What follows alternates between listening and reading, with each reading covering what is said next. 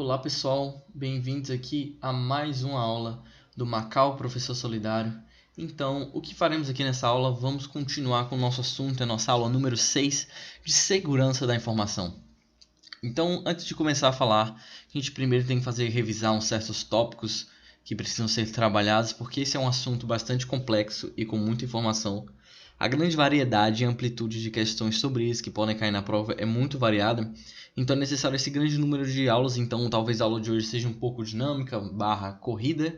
A gente tem que falar de muitos assuntos e digerir bem rápido a informação, por isso que foi bom essa pausa do vídeo 1 para 2, por causa que é muito conteúdo e é bom dar uma esfriada na mente assim antes de continuar.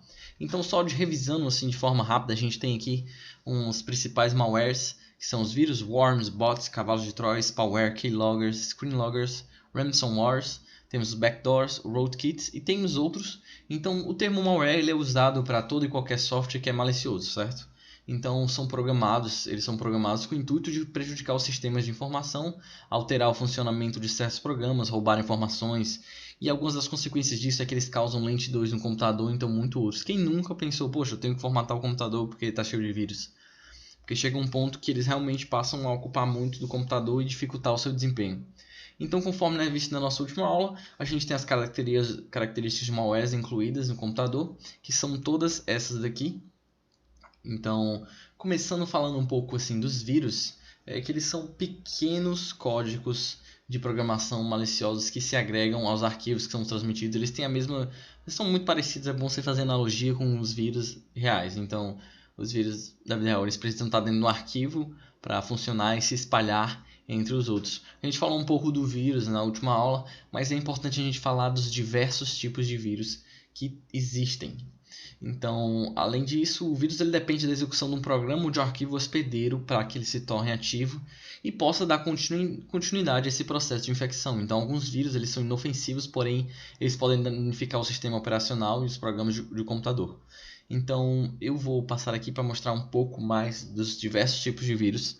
Nós temos primeiro os vírus polimórficos, que eles alteram seu formato, mudam de forma constantemente. Então, a cada nova infecção, esses vírus geram uma nova consequência de bytes em seu código e faz com que o antivírus se confunda na hora de executar a varredura e não reconheça o invasor.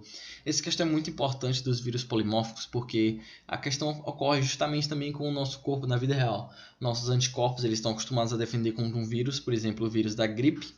Então, uma vez que a gente pega gripe várias vezes na nossa vida, porque o vírus está em constante mutabilidade. Então, esses vírus no computador eles seguem um pouco dessa diretriz de que eles mudam, o que dificulta um pouco reconhecer o vírus dentro daquele arquivo, porque ele está sempre mudando. Também temos o vírus oligomórfico. Quando você pensar assim, mórfico vem de forma, então a palavra mórfico, ele usa uma criptografia para se defender, sendo capaz de alterar também a rotina de criptografia em um número de vezes pequeno. O que seria criptografia? O que seria isso? É como se fosse um sistema de códigos. Criptografar significa para que os dados não sejam facilmente entendidos de outra forma. Eles precisam meio que de um tradutor, eles são criptografados para que fique um código. Por exemplo, suas conversas do WhatsApp elas são criptografadas para que o dono do WhatsApp, por exemplo, o que detém os servidores, ele não consiga ler suas conversas apenas quando você passa entre o emissor e o receptor, que consegue entender a mensagem sem a criptografia. Então, se a gente pensar nisso, ele é um vírus que muda a criptografia, a rotina num número de vezes muito pequeno. Esse vírus possui duas rotinas de descriptografia que é classificado como oligomórfico, que são parênteses da citação da fala aqui do Lupe, que disse isso em 2016. Temos também o vírus de boot, que eles infectam o setor de boot, ou seja, o Master Boot Record, que é o registro mestre de iniciação dos discos rígidos. Então é importante saber que o setor de boot disco rígido é a primeira parte que está ligada quando o nosso computador é ligado. Então, quando essa área é lida pela BIOS, que é o programa que acorda o computador, ele acaba sendo encontrado com o sistema operacional. O programa vai controlar o computador durante seu uso. Então, vírus que trabalham muito na iniciação do computador, que trabalha ali no processo de ligar. Temos os vírus de macro, que são vírus que infectam documentos que contêm macros. Aqui tem dizendo um pouco da definição do que seria esse macro, que são conjuntos de comandos que são armazenados em alguns aplicativos e utilizados para automatizar tarefas repetitivas. Então, um exemplo disso seria um editor de texto, como o Word, que nós temos aí do pacote Office, e ele poderia conter um vírus que definia esse macro, uma sequência de passos necessários para imprimir um documento com orientação de retrato e utilizando a escala de cores do tom cinza. Então, dando uma sequência aqui, esse vírus macro ele é escrito da forma de explorar essa facilidade de automatização, porque nós temos alguns presets, por assim dizer, que meio que automatizam algumas coisas, que poderia ser meio que uma rotina. Então, que o documento tem essa rotina, algo que vai se repetir muito. Então, esse vírus, para ele poder ser executado, o arquivo que o contém precisa ser aberto e a partir daí o vírus vai se espalhando e vai executando uma série de comandos automaticamente até infectar outros arquivos do computador. Então, existem alguns aplicativos que eles possuem uma base de modelos, como está falando aqui, que eles são abertos sempre que o aplicativo é executado. Então, caso essa base seja infectada pelo vírus de macro, toda vez que o aplicativo for executado, o vírus também será. Então, é muito importante que nos formatos gerados por programas da Microsoft, como Word, Excel, ou programas da Adobe Basics, esses arquivos sejam no formato RTF, PDF e PostScript são menos suscetíveis. Então, ele ressalta o ponto desses arquivos em PDF, PostScript, mas isso não significa que não possam conter vírus. Então, é um vírus que se instala dentro do arquivo, de um aplicativo, e toda vez que esse aplicativo é aberto, mais esse vírus vai se espalhando pelo computador. Então, de forma resumida, é isso. Nós temos aqui também outros diversos tipos de vírus. Temos os vírus de programa, que infectam arquivos de programa. Aí eles têm com inúmeras extensões, com .esc, .vbs, .pif. E temos os vírus stealth. O vírus stealth é programado para se esconder e enganar o antivírus durante uma varredura do programa.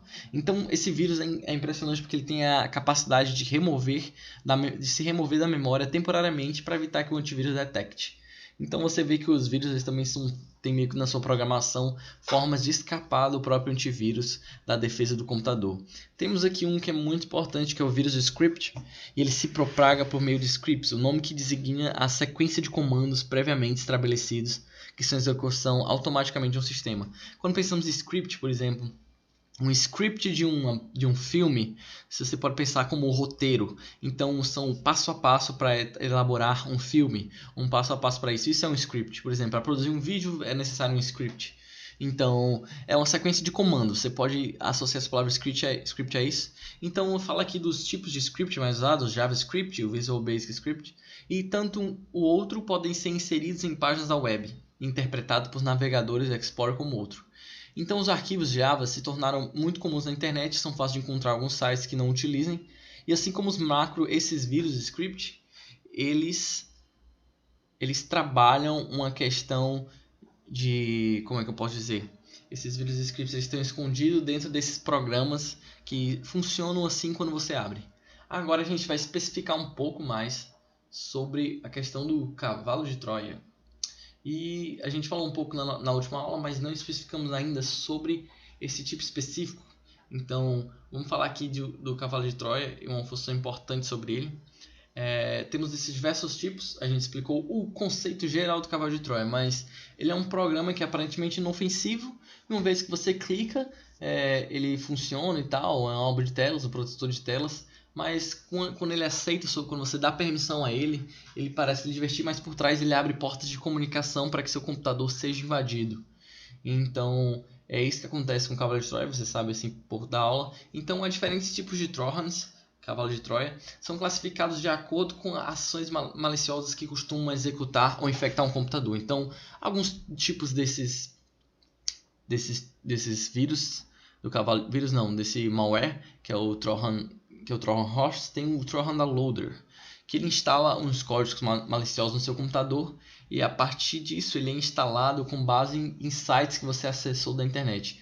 Então tem o Trojan Dropper, que aí ele já instala outros códigos maliciosos embutidos no próprio código do Trojan. Temos o Trojan Backdoor, que inclui backdoors, que é o que a gente vai especificar mais ainda nessa aula, que ele possibilita o acesso remoto de um atacante ao seu computador. É bem perigoso. Então temos também o Trojan DOS, que ele instala ferramentas de negação de serviço e as utiliza para deferir ataques. Então ele usaria ferramentas para que você não pudesse usar certos aplicativos, não pudesse usar o seu computador da performance que ele deveria fazer. Temos o Trojan destrutivo, que ele altera e apaga arquivos e diretórios, ele formata o disco rígido, ele pode deixar o computador totalmente fora de operação, o que seria muito problemático. Imagine numa certa situação de empresa, ou você que está perdendo todos os seus dados pessoais que são únicos. Então temos o Trojan Clicker, que redireciona a navegação do usuário para sites específicos, que tem o objetivo de aumentar a quantidade de acessos a esses sites ou apresentar propagandas. Então é um Trojan mais voltado aí para que eles se aproveitem de você e a partir disso gerem algum dinheiro, alguma renda com AdSense e com essas coisas. Então, quem nunca, por exemplo, instalou algum tipo de programa e quando foi abrir a internet ele abriu como se seu navegador web tivesse selecionado uma página que você nunca nem entrou com uma página principal, a página home, que sempre quando você abre naquela página. Isso já aconteceu pelo menos comigo algumas vezes e é muito comum, muitas pessoas relatam. Então, cuidado com os aplicativos, as coisas que vocês instalam. Temos o Trojan Proxy, que ele instala um servidor proxy dentro do seu computador. Isso possibilita que o computador seja utilizado por navegação anônima e para o envio de spam. Então, todos esses Trojans são bem problemáticos. Temos o Trojan Spy, que já isso ele instala programas de spyware e utiliza para coletar suas informações sensíveis. Ou seja, a partir desse Trojan Spy, ele vai conseguir espionar o seu computador e com isso conseguir senhas, números de cartões de crédito e enviá-las para o hacker, o atacante no caso. Temos o Trojan Bunker, que ele coleta dados bancários dos usuários e através da instalação de programas de spyware são ativados nos acessos no site de internet banca. Então ele é similar ao Trojan Spy, porém com objetivos específicos de utilizar, por exemplo, em questões de banco, da sua conta bancária. Então é muito importante você ter noção disso. Acabei passando o slide aqui. Então vamos passar aqui para o próximo. Certo. Agora vamos falar mais especificamente de outras questões, como o que seria especificar mais sobre o assunto do spyware. A gente falou um pouco por cima, mas trata-se de um programa espião. O spy em inglês é espião. Então tem como finalidade esse programa que o hacker, o atacante, ele monitore as atividades de um sistema e possa enviar essas informações para ele mesmo. Então ele instala no seu computador e a partir disso ele consegue coletar suas informações. Então ele pode ser usado também de uma forma legítima, mas também de uma forma maliciosa, dependendo da forma que é instalada e dessas ações que são realizadas. Então, por exemplo, como seria uma forma legítima de usar um spyware? Seria quando instalado em um computador pessoal para o próprio uso do dono, com consentimento desse, com o objetivo de verificar se as outras pessoas estão usando o computador de modo abusivo ou não autorizado. Por exemplo, imagine numa biblioteca que você tem um computador mestre que gere todos os outros computadores e você tem a capacidade de ver as telas dos outros e saber o que sites estão acessando para que ninguém entre em algum site ou coisa indevida. Ou, por exemplo, esteja baixando algum jogo, alguma coisa que não é para o uso da biblioteca. Então, temos uma forma legítima e também temos a forma maliciosa quando essa pessoa executa as ações que podem comprometer, de certa forma, a privacidade do usuário e a segurança do computador. Como monitorar e captar informações referentes à navegação, referentes à senha e muitas outras coisas. Então, alguns tipos de spyware que a gente pode falar é o Keylogger. Principalmente o Keylogger é um tipo de malware que é capaz de capturar e armazenar as teclas digitadas pelo usuário do computador. Ou seja, ele key vem de chave e logger é de carregar. Então ele carrega as chaves do seu teclado, as teclas que você aperta. Então, dentro disso, ele tem outras informações que podem ser capturadas, como texto de e-mails, senhas, impostos de renda, senhas de cartões. Então, em muitos casos, essa ativação do Keylogger é condicionada a uma ação prévia do usuário, como, por exemplo, após o acesso de um site específico de comércio eletrônico ou de internet. Normalmente, o Keylogger ele contém certos mecanismos que permitem um envio de forma... Pensa aí, eles emitem um envio automático das informações capturadas para terceiro, por exemplo, através do e-mail. Então, são alguns softwares assim, que são muito perigosos e é bom a gente manter nossa mente ligada nisso. Nós temos também outro que é o Screen Loggers. O que seria o Screen Loggers? O Keylogger ele capta as keys que você tecla no seu computador e aí envia de forma automática. Por exemplo, depois de você usar um Amazon Prime ou alguma coisa de compra, ele envia automaticamente para o produtor desse malware. Mas aí pensamos no Screen Logger. O Screen Logger, o que ele vai fazer? Ele vai ter uma visão da sua tela, então ele vai copiar a sua tela acessada. As instituições financeiras desenvolveram os teclados virtuais para evitar que os keyloggers pudessem capturar informações sensíveis dos usuários. Então, foram desenvolvidas mais avançadas que os keyloggers. As pessoas foram mais espertas. Então, elas criaram um screen logger que foi capaz de armazenar a posição do cursor e a tela apresentada no monitor. Então, nos momentos em que o mouse é clicado ou armazenar a região que circunda a posição onde o mouse é clicado, normalmente o keylog ele vem com a parte do programa de spyware ou cavalo de Troia. Então, dessa forma é necessário que esse programa, o screen logger, ele seja executado para que o keylogger instale em um computador. Então, geralmente tais programas vêm anexados em e-mails e estão disponíveis em sites na internet. Então, ainda que os leitores de e-mail possam estar configurados para executar automaticamente os arquivos anexos em mensagens, nesse caso, o simples fato de ler uma mensagem é suficiente para que um arquivo como esse do screenlog ele acabe sendo ativado. Então você tem que ter muito cuidado, principalmente com mensagens de spam. Então apague da lixeira, você tem que ter certos cuidados, que a gente vai falar também um pouco aqui na aula de cuidados que você tem que ter para não atrair ou possuir esses vírus e como retirá-los talvez também do seu computador. Vamos falar aqui um pouco mais dos adwares, que é uma questão interessante também. Eles são projetados especificamente para apresentar propagandas. Então acaba sendo até um pouco irritante para você que é usuário ter o adversing software, que ele é um tipo de programa geralmente que não prejudica o computador. Então o adware ele apresenta anúncio, ele cria ícones, ele modifica itens do sistema operacional com o intuito de exibir alguma propaganda. Um adware malicioso pode abrir na janela do navegador apontando para páginas de cassino, vendas de remédio ou talvez páginas pornográficas e etc. E um exemplo de uso legítimo de adware pode ser usado no programa de troca instantânea como o nosso antigo falecido MSN. Que aí ele tinha algumas coisas de propagandas que apareciam. Mas o que é interessante saber é que, por exemplo, existem muitos computadores que tem isso, que do nada o computador ele abre uma tela com um site de notícia, com um site de fofocas ou coisas do tipo que geram essas propagandas. Então tem que ter muito cuidado com isso aí. Temos aqui uma questão que talvez possa ser muito problemática, que seria o ransomwares. O que seria o ransomware? São o que as pessoas têm o intuito de fazer com isso. Eles são softwares maliciosos que ao infectarem um computador, eles criptografam todo ou uma parte do conteúdo do disco rígido. Então, os responsáveis pelo software exigem da vítima um pagamento por resgate. Por isso que a gente colocou aqui essas coisas de pagamento. Então, em 2012, a McAfee observou que o aumento do número de ameaças móveis, como a expansão desse tipo de malware para dispositivos móveis, então com celular. Até as pessoas falam que você não salve o número dos seus pais como esse tipo, porque caso alguma rede que você se conecte de Wi-Fi aberta esteja contaminada e eles consigam roubar alguns dados do seu celular, eles podem ligar para os seus pais pedindo um resgate ou até mesmo fazer parecer que foi seu celular que ligou.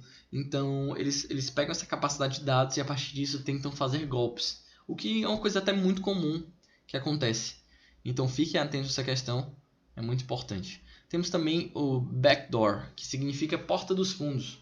Aqui tem um exemplo de duas coisas de segurança, seus dados, a segurança e uma porta dos fundos aberta e aqui como se fosse um ladrão entrando. Então normalmente um hacker, um atacante, podemos chamar assim, ele procura garantir uma forma de retornar a um computador comprometido, sem precisar recorrer aos métodos utilizados na realização da invasão. Na maioria dos casos, também é a intenção do atacante assim poder retornar ao computador comprometido sem ser notado. Então, esses programas, os backwares, eles permitem um retorno do hacker ao seu computador, utilizando serviços que foram modificados justamente para esse fim, por isso que se dá o nome de porta dos fundos. A gente falou um pouco do cavalo de Troia, que ele gera esse backdoor, então ele permite uma reconexão com o seu computador, que ele possa reacessar seus dados. Então, a forma usual de inclusão de um backdoor consiste na disponibilização de um serviço simples ou substituição de um determinado serviço por uma versão alterada. Então, normalmente pode ser recursos que permitam acesso remoto, por exemplo, através da internet. Então, isso é muito importante.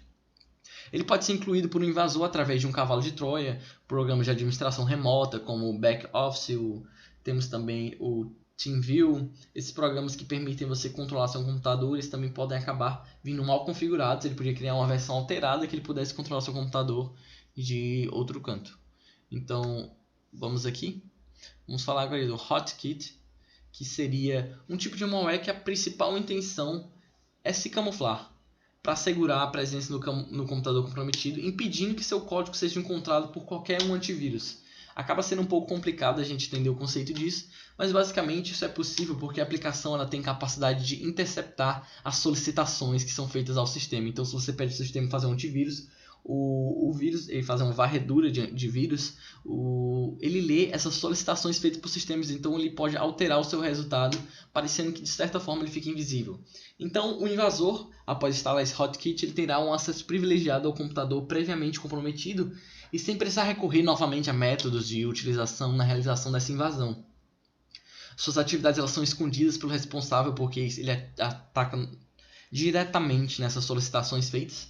Então o rootkit ele pode fornecer programas com diversas funcionalidades e dentre eles merecem alguns destaques, como aqueles programas para esconder atividades e informações deixadas pelo invasor, tais como os arquivos, diretórios, processos. Ele também gera algumas backdoors que podem facilitar esse acesso futuro, programas para remoção de evidências de arquivos de logs. Tem os sniffers, que eles servem para capturar informações na rede onde o computador está localizado, os scanners para mapear outras vulnerabilidades dentro do seu computador.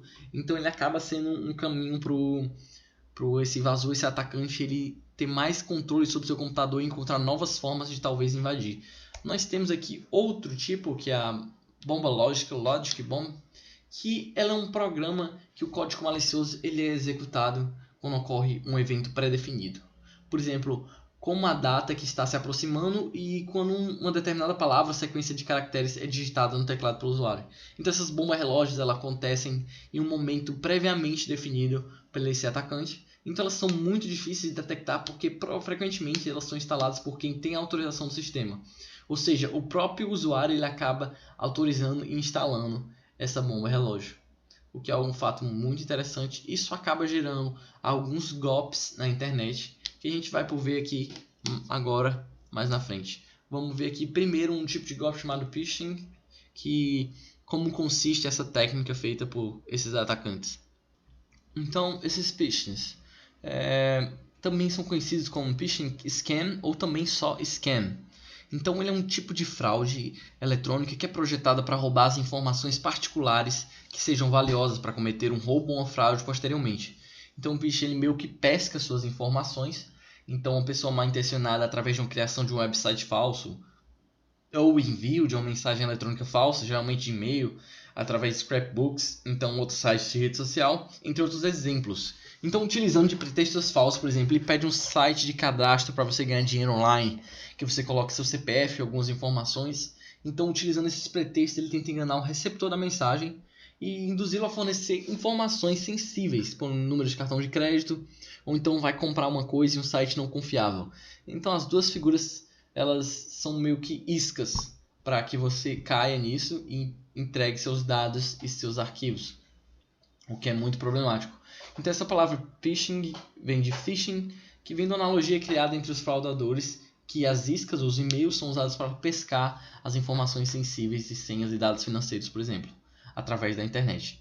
Então, atualmente, esse termo ele vem sendo utilizado também para se definir os seguintes casos, como mensagens que procuram induzir o usuário à instalação de códigos maliciosos, que elas são projetadas justamente para isso, para poder furtar os dados pessoais e também os dados financeiros. Então, ela também tem uma outra definição, que é a mensagem que no próprio conteúdo apresenta formulários para o preenchimento e o envio de dados pessoais. Então, a pessoa acaba entregando de bandeja seus dados pessoais para que o outro pegue e possa fazer algo futuramente malicioso com esses dados. Temos também outra forma, que é o farming. Que farming é uma técnica que utiliza o sequestro ou a contaminação do servidor DNS, que é um Domain Name Server, que ele leva os usuários a um site falso, alternando o DNS do site destino. Então, o que a gente pode tirar disso é que o sistema ele também pode redirecionar os usuários para sites autênticos através de proxies controlados, o que podem ser usados para monitorar e interceptar a nossa digitação do seu notebook. Então temos que ter muito cuidado porque esses sites falsificados eles coletam números de cartões de crédito, nomes de contas, senhas, números de documentos. Isso é tudo feito através de uma exibição de um pop-up para roubar a informação antes de levar o usuário ao site real. Então, esses sites que tem filmes de graça, que aparecem muito aquelas propagandas que vão abrindo de uma vez. Então, um programa mal intencionado ele poderia usar um certificado autoassinado para fingir uma autentificação e assim induzir você, usuário, a acreditar nele o bastante para inserir seus dados e falsificar isso depois. Então, outra forma de enganar o usuário também é uma forma que eles fazem de sobrepor a barra de endereço e o status de navegação para induzir-lo a pensar que você está em um site legítimo e inserir suas informações.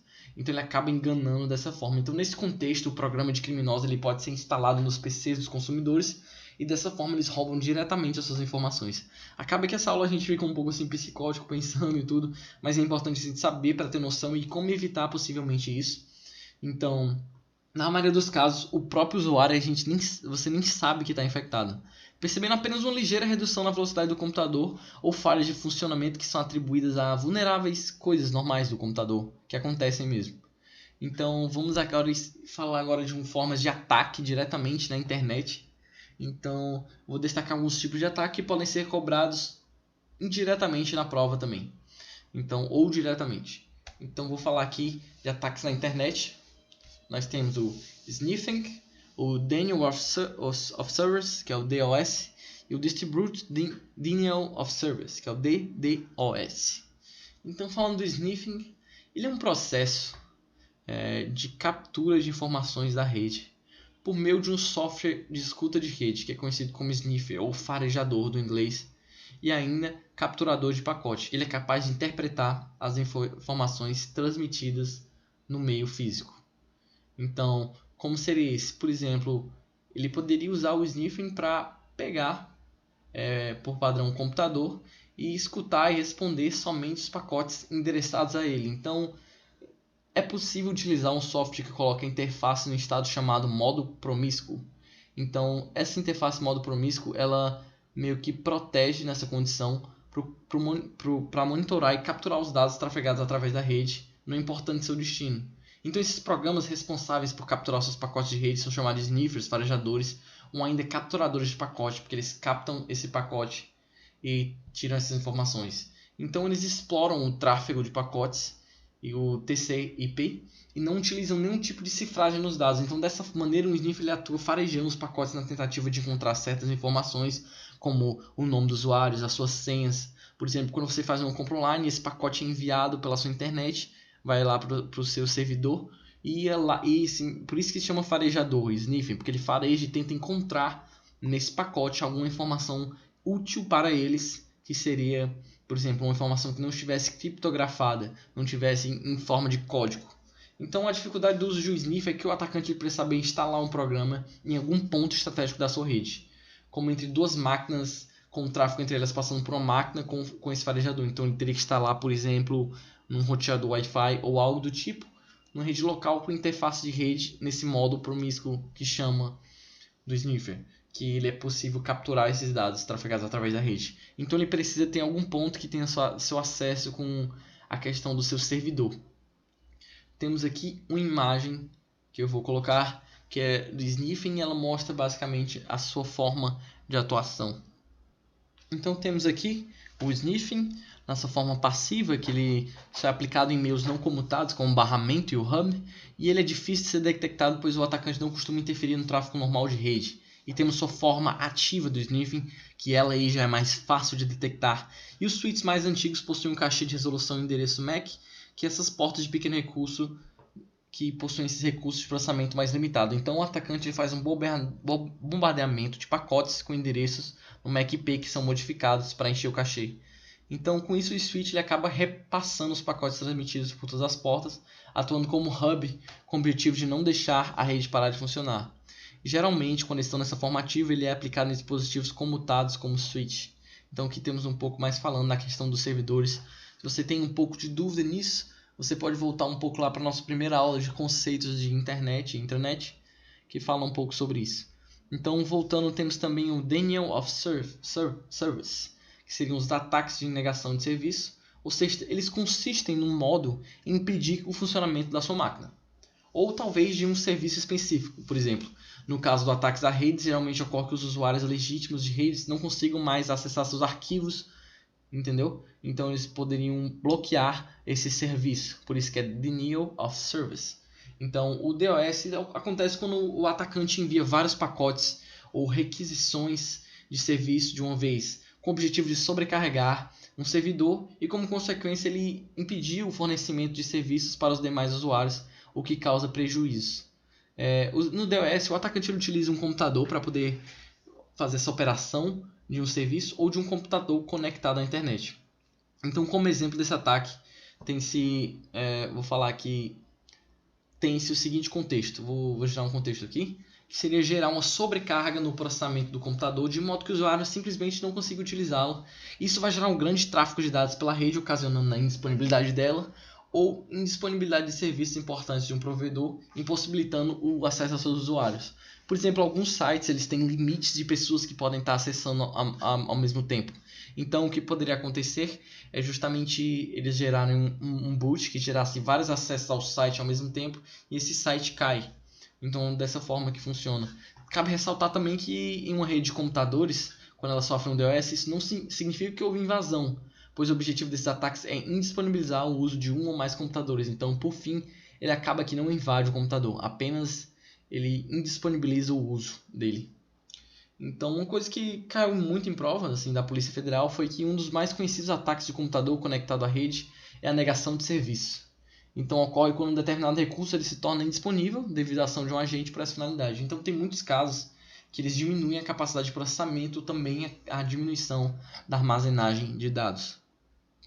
Agora, falando um pouco mais sobre o Distributed Denial of Service, os DDoS, eles são, em geral, dispositivos com grande capacidade de processamento e normalmente é necessário uma enorme quantidade de requisições para que esse ataque seja eficaz. Então, para isso, o atacante faz uso de uma bootnet, uma rede de computadores sob comando do atacante, a gente já falou um pouco disso já na aula passada, que ela serve para bombardear o servidor com requisições, fazendo que o ataque seja feito de certa forma distribuída. Então, ele acaba sendo uma evolução do DDoS, que seria uma forma distribuída desse ataque por meio de uma rede infectada. Então, no DDoS, esse ataque de negação de serviço é distribuído num conjunto de computadores e é muito utilizado para tirar de operação um ou mais dos serviços de computadores que estão conectados à internet. Eles podem fazer ataques a senhas, a utilização de senhas seguras é um dos pontos fundamentais para essa estratégia de segurança. Só que, no entanto, muitos usuários priorizam a conveniência ao invés de segurança, então eles utilizam senhas fáceis que são muito simples de serem descobertas e inseguras. As duas principais técnicas de ataque a senhas são: primeiro, ataque ao dicionário, que eles utilizam nesse tipo de ataque combinações de palavras e frases, ou seja, eles vão testando para qualquer tipo de conexão que geralmente venha a ser utilizado na criação de senhas pelos usuários, até que eles possam meio que dar um cracked e conseguir a combinação referente à senha, e ela é considerada como quebrada, assim como um cadeado que eles abrem. Temos também por força bruta, que é uma das formas de conseguir essas técnicas de ataque à senha, que enquanto as listas de palavras e dicionários dão ênfase na velocidade, o segundo método ele tem mais uma questão de quebra de senha, se baseia simplesmente na repetição. Então, força bruta é uma forma de se redescobrir senhas que se compara a cada combinação e permutação possível de caracteres até encontrar essa senha. Esse é um método muito poderoso para a descoberta de senha, só que, no entanto, é extremamente lento porque tem combinações que simplesmente não são nada a ver. Ele testa todas as combinações de letras, por exemplo, A, B, A, C, até A01, A. Então, ele testa várias coisas até ser compatível com sua senha.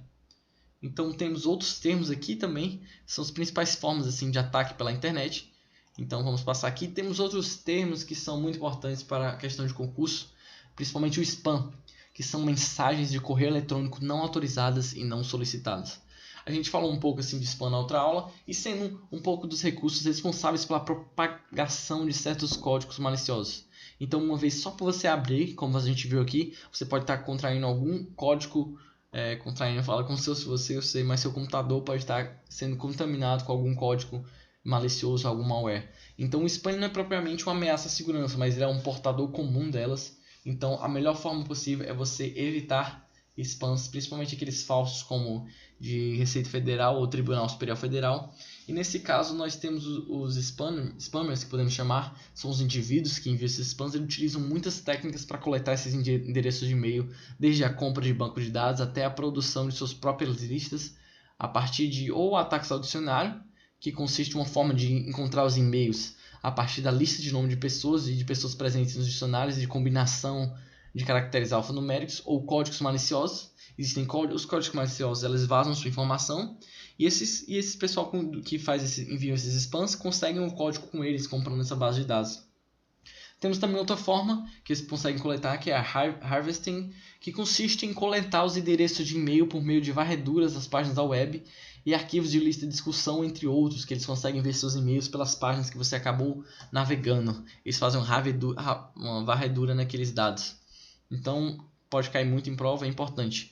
Temos aqui o conceito de cookies também, que são pequenos arquivos que são instalados no seu computador durante a navegação. Então, acontece que às vezes você não instala nada no computador e um pouco do seu gasto de memória aumenta. Então, alguns sites eles permitem os servidores obtenham determinadas informações baseadas nesses cookies que você instala. Então, isso permite que alguns sites cumprimentem pelo nome ou saibam quantas vezes você visitou ele, o que poderia ser um pouco de quebra de privacidade.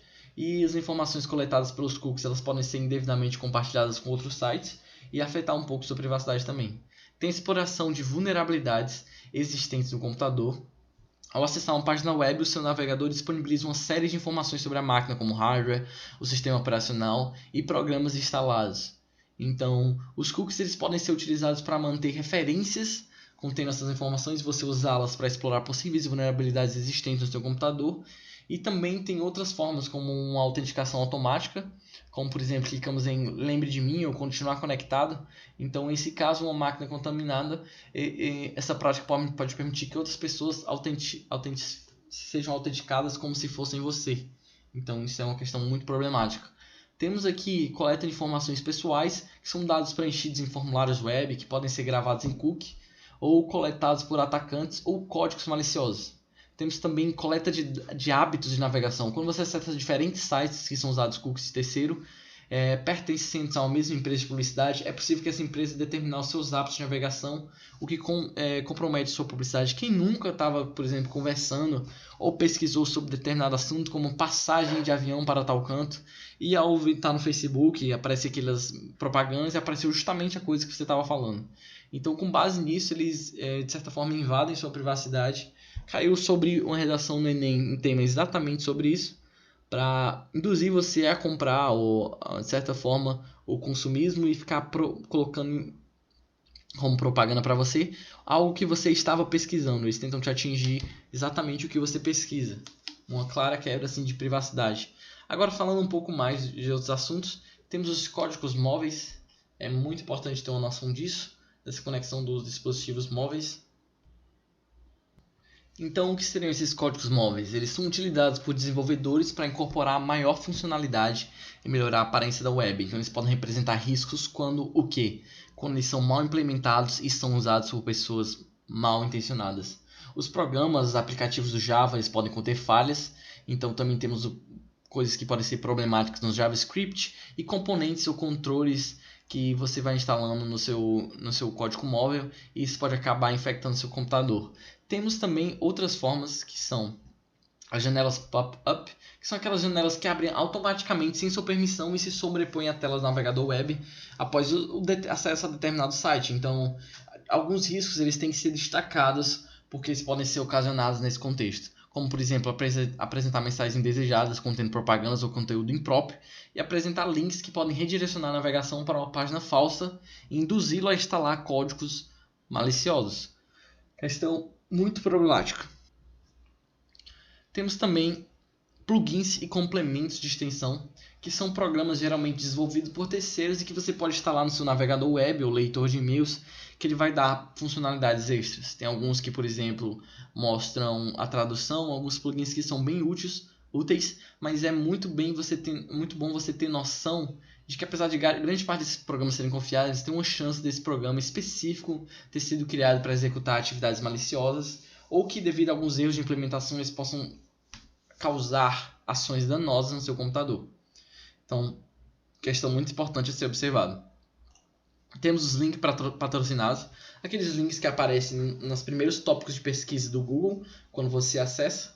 Então, o que é esses links? O link patrocinado é um formato de anúncio publicitário pago que é oferecido para várias ferramentas de busca, como Google, Yahoo, Bing. Então, quando é que ele se torna, de certa forma, problemático? O anunciante geralmente possui uma página web com acesso via usuário e senha. Então, para poder interagir com o site de busca, alterar configurações, verificar acessos e fazer pagamentos, esse tipo de conta ele é bastante visado por atacantes. Então, com o intuito de criar redirecionamentos para fazer aquela técnica de pesca, o phishing, ou contendo códigos maliciosos, ele representa o principal risco relacionado a esses links patrocinados, que pode ser links que vão te levar a entregar seus dados, você pensando que ele é confiável por ter aparecido ali no começo, mas na verdade não. Temos os banners de propaganda, que são caso você tenha uma página web, é possível dar um espaço nela para que tenha um serviço de publicidade que apresente esses banners aos clientes. Então, quanto mais sua página é acessada, mais cliques são feitos no banner. E por meio disso, você pode vir a ser pago por o AdSense, por exemplo, um exemplo de site que paga você por essas propagandas que aparecem. Mas um golpe decorrente disso é o multiversing, que é a junção de malicious com adversing, que é propaganda. Então, nesse golpe são criados anúncios maliciosos e por meio disso, esses anúncios aqui, eles podem te levar a diversas páginas da web e já aplicar aquelas outras técnicas de malware aqui que a gente já explicou.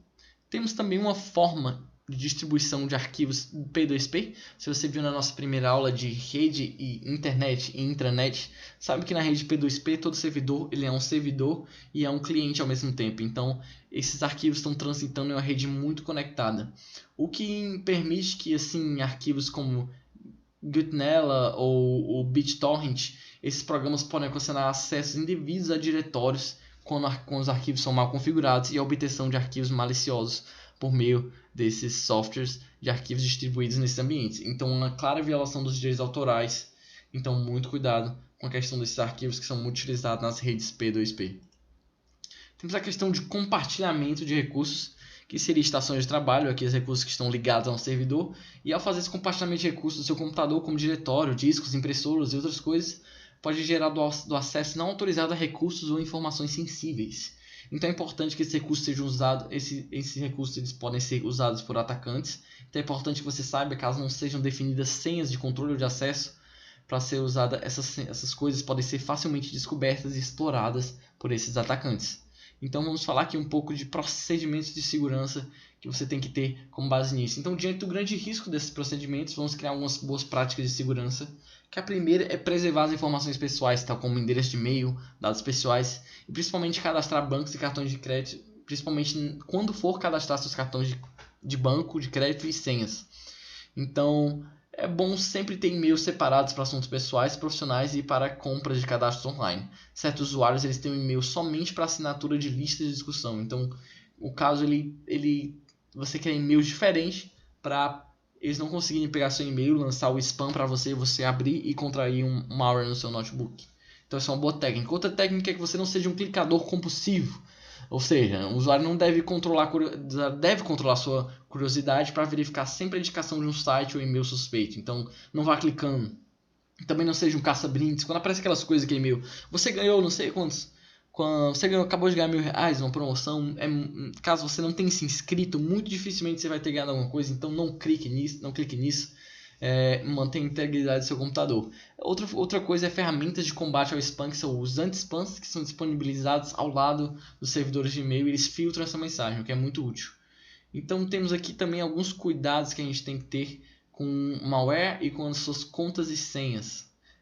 Primeiramente falando em questão de senha, uma senha ela pode ser descoberta ao ser usada em computadores infectados. Então, ao ser usada em sites falsos também, por meio de tentativas de adivinhação, por meio daquelas tentativas de erro que testam todas as possibilidades.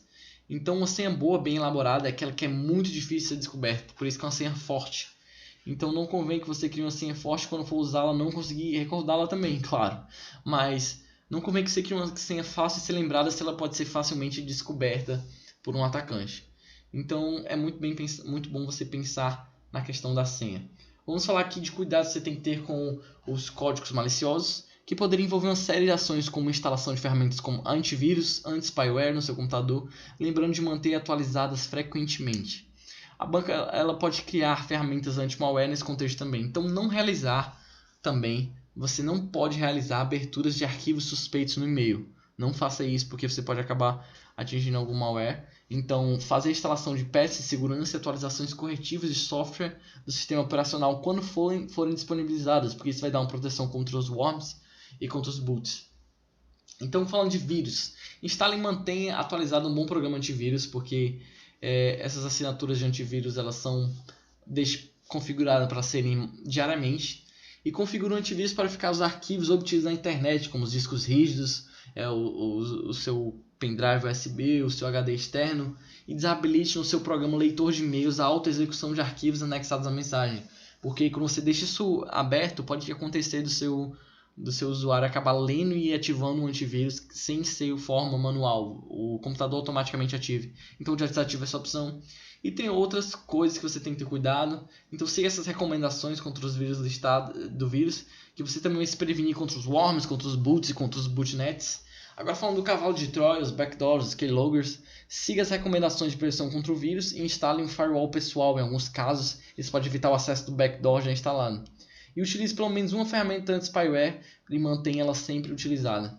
Você também tem que ter alguns cuidados com o seu dispositivo móvel. Se possível, instale um programa anti-malware antes de instalá-lo, porque você colocando suas senhas, cartões de banco, pode acontecer alguma coisa perigosa. Então, roubarem suas informações. Manter o sistema operacional e tudo sempre na versão mais recente, o que vai atualizando e desvinculando esses malwares que podem estar instalados no seu dispositivo móvel. Então tenha cuidado ao acessar redes de Wi-Fi pública, isso é muito importante. E mantenha as interfaces de comunicação como Bluetooth, infravermelho e Wi-Fi desabilitadas e somente habilite quando for realmente necessário. Agora fechamos aqui um pouco desse arquivo. Esse arquivo é muito extenso, ainda teria mais algumas questões para trabalhar como criptografia, mas assim a gente viu por cima e é muito importante que você, assim que terminar essa aula, dê uma leve revisada em alguns conceitos. Eu sei que é muita coisa para aprender, eu estou falando aqui muito, mas temos uma videoaula respondendo questões que vão ajudar você a fixar esse conteúdo. Então também não se esqueça de acessar nosso site www.professormarcal.com.br e lá você vai encontrar muitas outras informações para você passar no seu concurso e conquistar a sua tão querida vaga. Então é isso, pessoal. Vamos aqui até o próximo vídeo resolvendo as questões. Te espero lá. Até mais!